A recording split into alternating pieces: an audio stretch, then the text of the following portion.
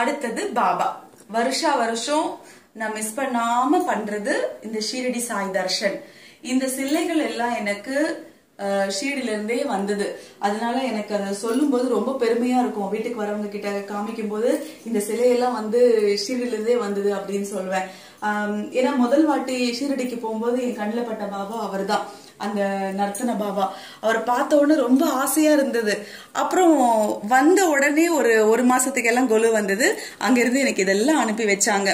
இங்க இருக்கிற புட்டபர்த்தி பாபா, அப்புறம் இந்த சமைக்கிற மாதிரி இருக்கிற இந்த பாபா, அப்புறம் அவர் துவாரகாமாயி பாபா.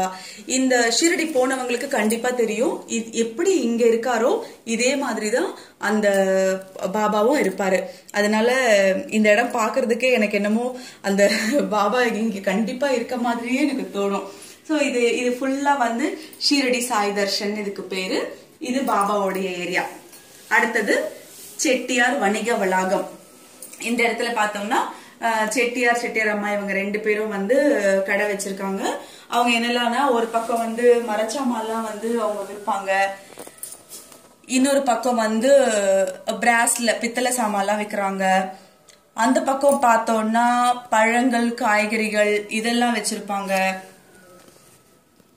அந்த பக்கம் ஸ்டீல் பாத்திரங்கள், எவர் சில்வர் பாத்திரங்கள் எல்லாம் ஒரு பக்கம் வச்சிருப்பாங்க.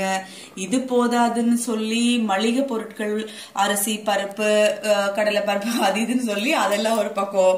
இது குழந்தைங்க வந்து பார்க்கும்போது எனக்கு சொல்றதுக்கு ரொம்ப ஜாலியா இருக்கும். என்னமோ நானும் குழந்தைய மாதிரி அவங்களுக்கு சொல்ல ஆரம்பிச்சிடுவேன். அதே மாதிரி அங்கேயே மாட்டு வண்டி வச்சிருக்கேன்னா, அப்பெல்லாம் வந்து டிரான்ஸ்போர்டேஷனுக்கு பெரிய பெரிய வண்டி இல்லைல்ல, மாட்டு வண்டி தானே, அதுக்காக அந்த வண்டி.